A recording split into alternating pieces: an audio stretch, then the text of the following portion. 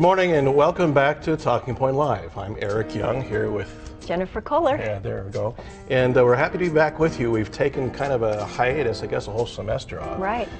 We've been some changes going on, at least in my life. Right. In terms of, I no longer live here in St. George. I now live up in Bannerville, but I commute down to campus every week.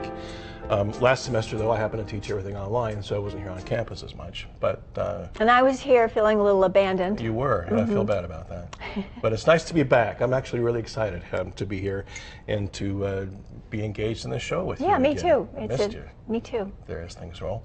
And we're glad to have you back with us as well. You can join us on Facebook if you have something that you would like to contribute to what it is that we're talking about today. We're going to get into the Me Too movement, talking about, well, we're going to start off with this idea of sexual harassment, maybe making some definitions along those lines, perhaps. Right. And then getting into the conversation that a lot of people might be having around their water coolers and such.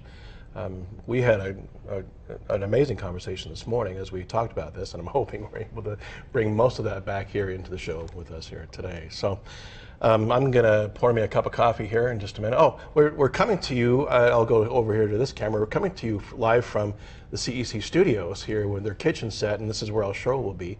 It's just easier to go through and produce it from here, and it's easier for us to go through and make breakfast and hot beverages. And I will just say that it fits right in with my media menu, media diet. You were going to make idea. An allegory out of yeah, this. I'm sorry, I can't resist. No you know, matter you pick the kitchen, and I have to say that so it's my fault. the media we consume is a lot like the food we consume. You are what you eat. So we're going to get into then object lessons with eggs?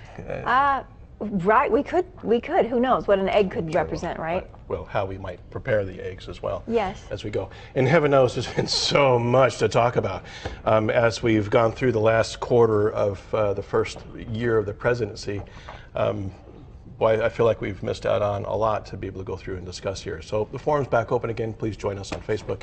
Well, I guess I'll give you the address. It's facebook.com/talkingpointlive. If you need that, then you're probably not watching us to begin with. So we hope to find you there and to find your questions as we go along within the show. Great. How do you want to kick this off? Well, I think we could kick it off with that broadcast that you recommended to me on World Report. Sure. Okay. Right.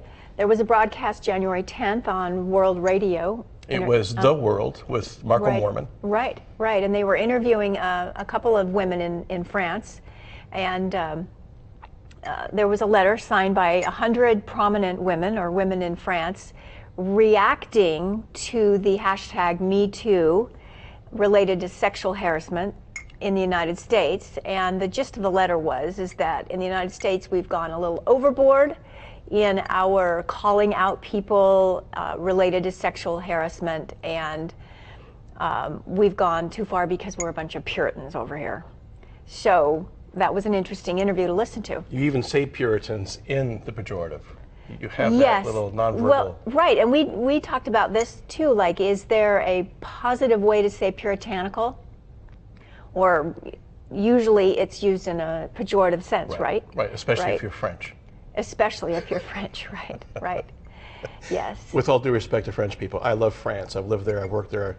And I also understand the culture in terms of maybe what was the impetus behind the letter itself of these women coming out. Do you want to give a little context for the letter? Maybe we've gone too far there in that respect. And to go back to the broadcast, yes. Right. And I'll get into some context with that as well. But to go back to the broadcast, then Marco Moorman interviewed two journalists who were diametrically opposed.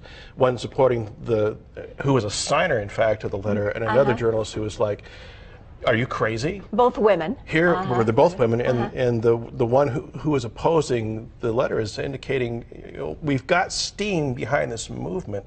Why would we go through and relieve that at this point? Why would we take the wind out of the sails, not to mix metaphors here, but with this letter of 100 women coming forward and saying, but it introduced, I think, a concept that a lot of people didn't want to talk about to begin with, and that was, where does flirtation end and harassment begin? Okay, and that's a legitimate question, and I think there's a lot of people that are a little bit confused these days about what is the line between flirtation Well, and the French use the word seduction along there, right. and sexual harassment. So we gave an example in the letter, or in the broadcast, there was an example that this one woman who was opposing the letter, saying we've gone too far, saying we haven't gone far enough, is basically her point of view. We have a long way to go in terms of women being treated equally.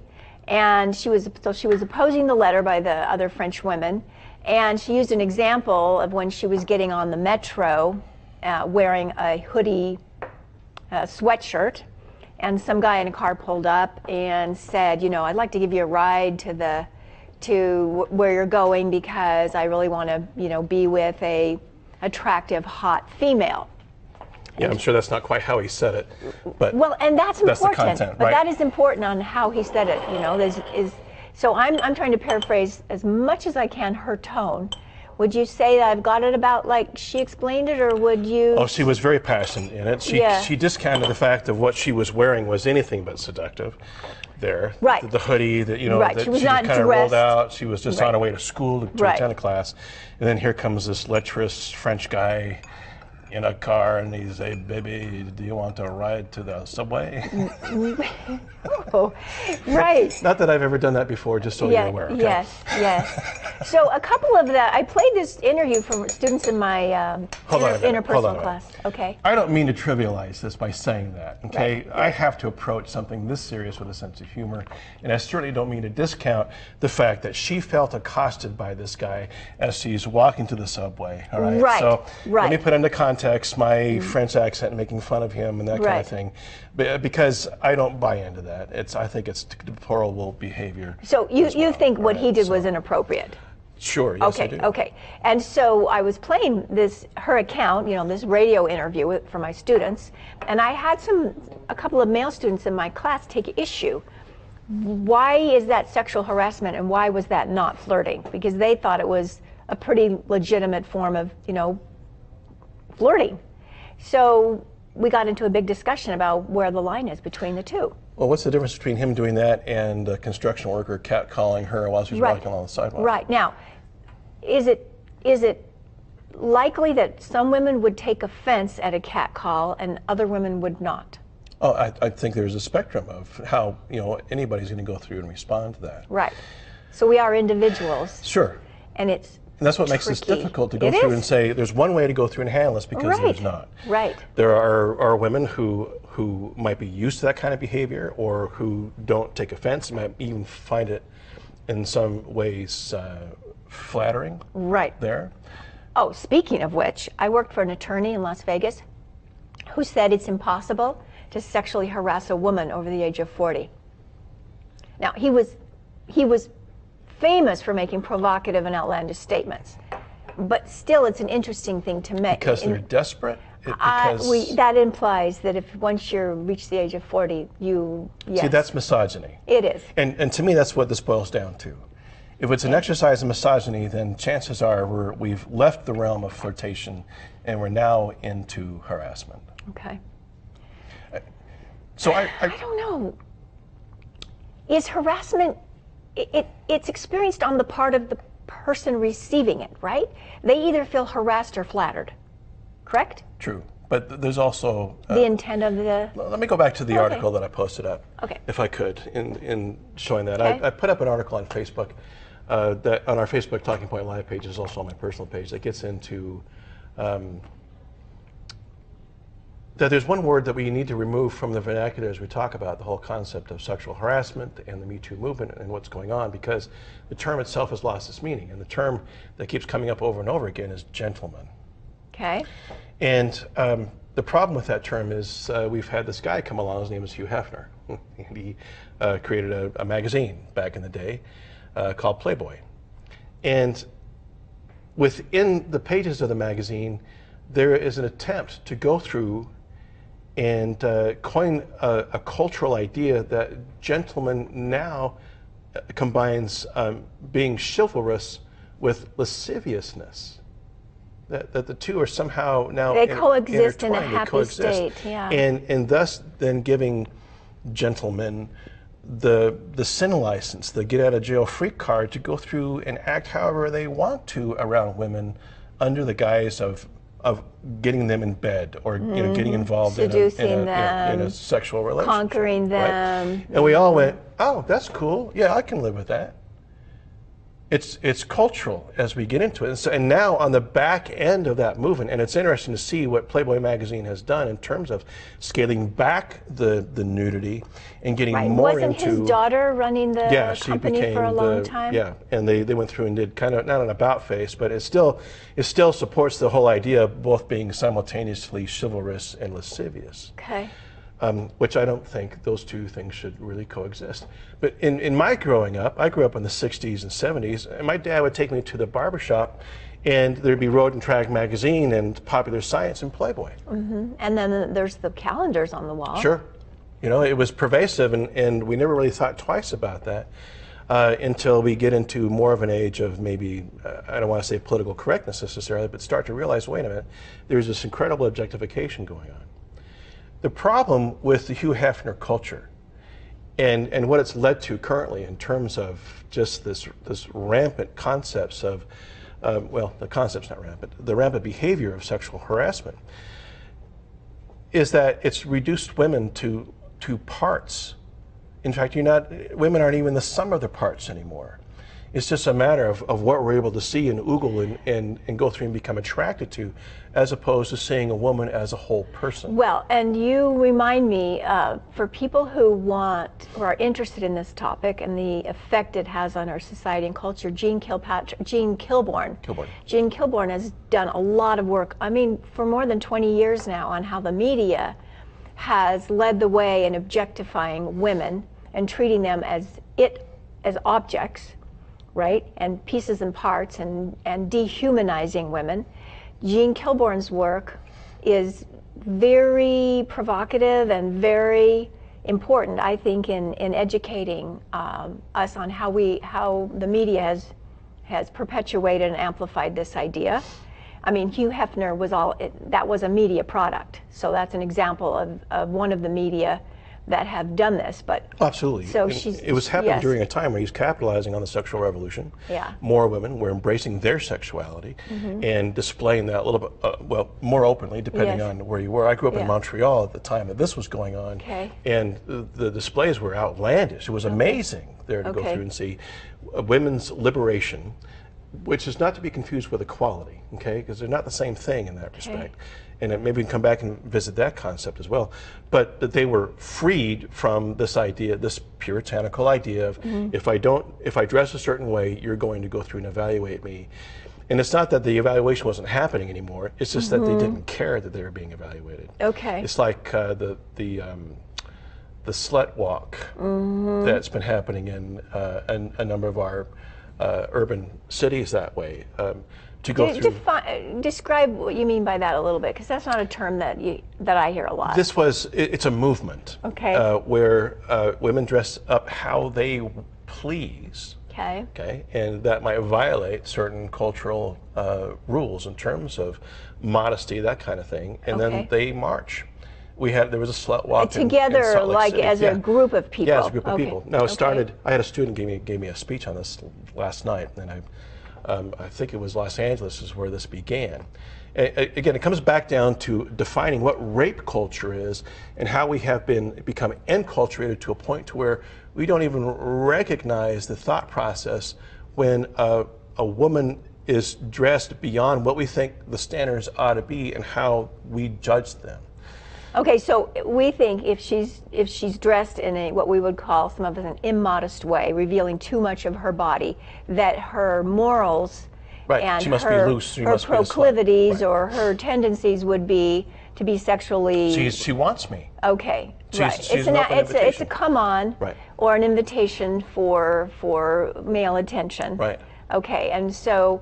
That's in the communication world, that'd be considered a nonverbal. It's an artifact. Yes. That goes through and is communicating. And something. So the slut walk movement is saying, guess what? We're going to bifurcate that. We're going to chop off that nonverbal messaging that you think you're getting, and we're going to say that's not the intended message at all. The message here is I can dress how I want, and that doesn't give you any kind of an invitation or license. Is that what? That was the intent. Okay. Can you imagine the audience they attracted? Probably a lot of men. Right. Right. Who feel that it's still their responsibility to control the way they think about them. Okay, so they're saying, guess what? We're not accepting your statement Still here. this Yeah, we're counterculture. gonna go with the older interpretation, the one that fits our inclinations. About Okay. a decade ago, there was a rising concern in Scotland, in the country of Scotland, on prevailing attitudes amongst the public, and this became especially poignant when they were getting into prosecuting rape cases. Okay. And what they discovered is about a quarter of the population felt that if a woman was dressed provocatively, if she was inebriated, having fun with her friends, if she was engaged in a romantic encounter with anybody, Okay. male or female, and these were all pictures, by the way. They were bus stop images that were posted, big, huge movie posters that were posted up of women in these different kinds of contexts. And then the kicker, and it was also their website, the kicker was, "This is not an invitation to rape me.com." Okay, so they're saying we want to change your It's interpretation. The same concept of the Yeah. slut walk in a way, but Okay. this was put, I think, a little bit more directly and with some Okay. communication objectives involved in Okay. that. The fourth image, or fifth image, was a newlywed couple. And he's holding her, and they're very happy, this beautiful couple. And again, underneath it says, "This is not an invitation to rape me." So they're addressing the parameters that we have traditionally set in terms of sex, and said they don't matter. There needs to be consent. Okay. And we need to get away from the idea that if you have been raped or sexually harassed or abused or violently treated, and it's not your fault because of the way you dressed. Okay. That gets into this whole concept of rape culture that way. Okay. The campaign is still online. It's one of the old. I used the campaign in one of my design classes and talking about designing for the internet as well as for other types of collateral design, getting that out there. And I'm impressed at its longevity that's gone on for this long, for 10 years now. Okay. Which, on the other hand, might indicate that, man, we've got a long ways to go. Well, you mentioned a word that's key in here is equality back a few minutes ago. Right. And I will say that when I brought this up in my class and I was sharing the World Report, World Radio, Public Radio International. Well, it was World It's Radio, World WPR. Radio International. It's PRI, Public Radio International. Okay, good. Marco Mormon. When I was sharing that with my students and we were talking about this example, we got into a discussion, and it goes along with this word equality, and it goes along with this word of consent, in that we made the distinction, because this is the first week of the semester and we're talking about communication, interpersonal communication concepts, and one of the concepts is I, thou, and I, it. So we said I, it means that if you're in an I, it relationship, it could be with somebody who's serving you a hamburger, for example, or you're picking up your dry cleaning. If you look at that person you're interacting with as simply a two-dimensional prop that's there to hand you your dry cleaning or take your order, right? An incomplete human, just a human. That's all you see is that person that's serving you. You're looking at that person more like an object, and you had mentioned earlier this objectification of women and looking at them in parts. It's definitely an I, it. Hugh Hefner promoted an I, it. Absolutely. With women being an object. But under the guise that it was still gentlemanly to do it. It's such a lie. Anyway, so I will say I did not feel sorry, to lose him from our planet, frankly. I didn't feel like he was an asset to our society. And I feel bad saying that, but that's how I Say that felt. again? When he died, Right. I didn't feel like it was a loss. Okay. I heard you say, I feel like he was an asset to our society. I feel like he was not an asset. an Okay, asset. But anyway, so back to my students. So we made this distinction that if you relate to a person as a two-dimensional object, then you are an I-it relationship, and it lets you treat them in a less humane and empathetic way. Whereas if you relate to a person in I-thou, so say what you think I-thou means in this context. Well, it's interesting because in French, they speak this way. Okay. There's a vous voir and a tu toi. Right. Right? So if I were respecting an elder, I would, and I was younger, I would be in vouvoirs, but the elder, my grandparent, would treat me in tutois. So vous So meaning formal, you- a little more formal. No, vous meaning, well, I guess it would be formal. It's not intimate Yes, that way. yes. The toi, tu es, vous êtes, tu es, that would Thee be and thou. would be thee and thou, exactly, Right, is thee what and that thou. gets into. So it's enculturated in the language that if you're within my social circle, I'm going to tutois you now. We're out of the vouvoying aspect of that, and Okay. we've come into that intimacy, which I think is fascinating because in it's English, the same it's culture the- that goes through and says, Okay. let's play the seduction game. But I honestly, and I'm probably going to get into trouble for saying this, I think French women, because of their enculturation in terms of their own sexuality, are better able to handle the French male misogyny.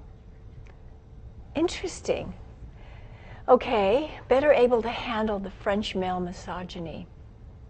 So they have a more nuanced understanding of what's going on. Sex isn't that big of a deal, So for like we've made it here. so we'll for go the- back to the whole puritanical idea of Okay, so for a French woman, if a male comes onto her flirting and trying to seduce her, it's not that big of a deal, and she can say yay or nay, and no big deal about it. well, that's what Catherine Deneuve and the rest of them are basically going through and saying.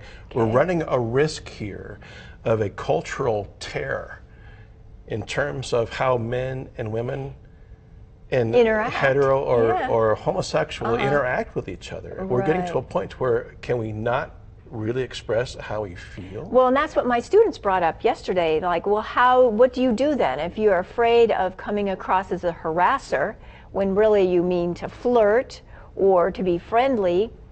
It's tricky. And so we went back to this idea. Well, first of all, are you relating to that person as an it, as an object, as a prop, as a conquest, as a notch on your belt, or are you relating to that person as a full human being, right, with feelings and out of respect? So first of all, I guess you would examine your own heart, right? And then I said to my students, well, here's something that works really well a lot of the time. If you ask for permission to express a hope or a desire or ask a question, would you be uncomfortable if, or I would like to ask you something, but I don't want you to feel pressured, or I don't want you to feel uncomfortable. What do you think about that approach? So much for romance, right? Well, So much for chemistry, so much for, Right. do we have to go through? There was an app that was created a few years ago that got into that very thing. Okay. That couples could engage in, not actually talk to each other, but actually do the app. And it was the consent app, basically. And if we both reached consent, then we had the green light to. I think I remember that. But you're talking about sex, and I think I'm talking about romance, maybe. You are. And so, well, you know what? So am Because I I. think that app was Well, here's- basically around sexual encounters. Well, it was somebody's mom who made the app to begin with. And I'm not just Okay. saying, I know that we studied the app in one of my social Okay. media classes. Okay. Here's the thing. We have sex, romance, and love.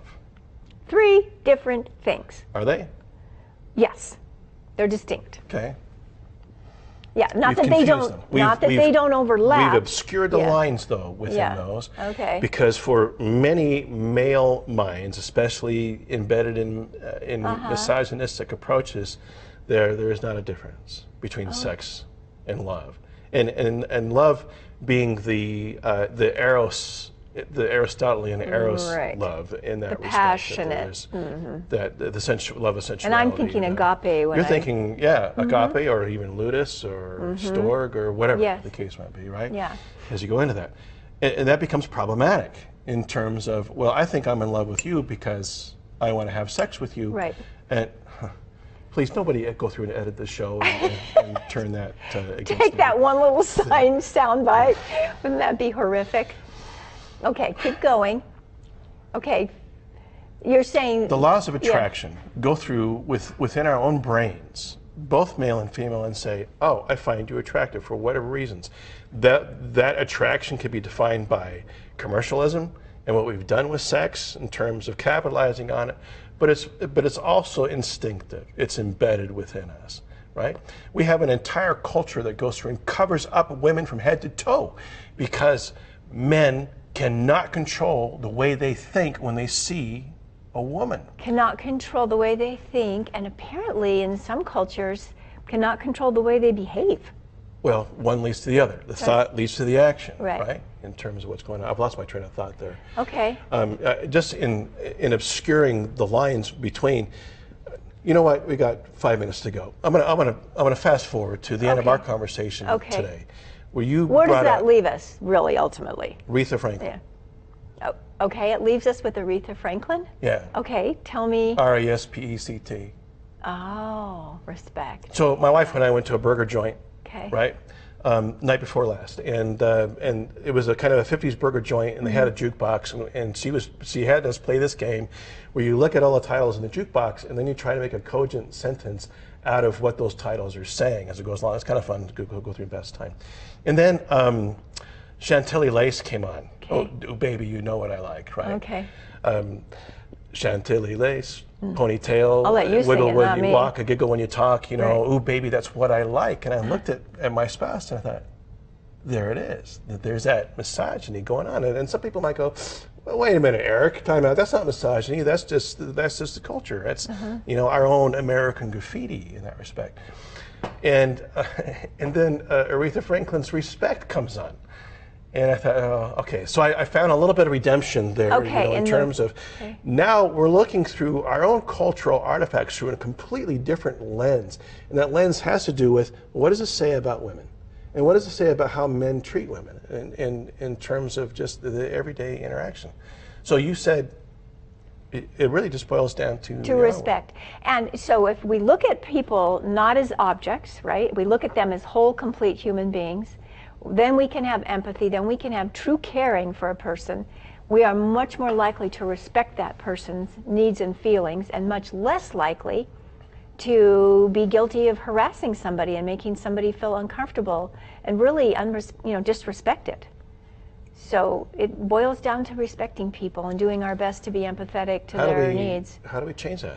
What do we do? I think we keep talking about it. I Okay. really do. And I think we keep making it a subject of conversation so that it helps to talk about it in a formal, university setting, and it's important to talk about it in our families. And like you said, around the water cooler, what's appropriate, what shows respect to another person, and then find out, if somebody does. I ask my students, please, I'm trusting you to tell me if you feel in this classroom unsafe or disrespected in any way. You need to communicate to me so that I know how you're feeling. And so I think we have an obligation to care and ask people how they're feeling in an encounter, and to speak up if we are feeling uncomfortable. Yeah, I agree. I'm a little different, though. I started my semester off with my only trigger warning is there are no trigger warnings. I'm going to deliberately go through and stir things up because I want you thinking. And more importantly, I want you feeding back. I want you joining the conversation and feeling safe and being able to do that. Okay. Too, as we go along. All right, I see a number of likes on our Facebook page, and I appreciate your participating with us there. It's good to see some old friends coming through. Join us here next week. We'll be doing the same thing here, hopefully every Wednesday as Yeah, but the semester one of these goes. times you're going to make me something to eat. We'll make some right? breakfast. Maybe we can. This hot chocolate, by the way, was delicious. Okay. And so, we'll see what you come up with another time. Okay, if you happen to be a sponsor and want to go through and provide some food for breakfast, we certainly wouldn't turn that down. We'll be here. The show is going to go through and self-archive on YouTube and on Facebook, and if you'd like to continue your contribution to this, you're more than welcome to. I'll go through and watch both threads throughout the week, and then we'll bring in maybe those comments Yeah. next Follow week. up on We those kinda a little dovetail bit. this and We've get gotten into some it. good critiques in the past, We have. and we'd like to get some more going forward. It's really great to be back here with Thank you. Yeah. Same here. Yeah, we'll let's see Okay. about making breakfast next time. Join us Okay. next time for breakfast here on Talking Point Live. My name is Eric Young. And I'm Jennifer Kohler. See you next week.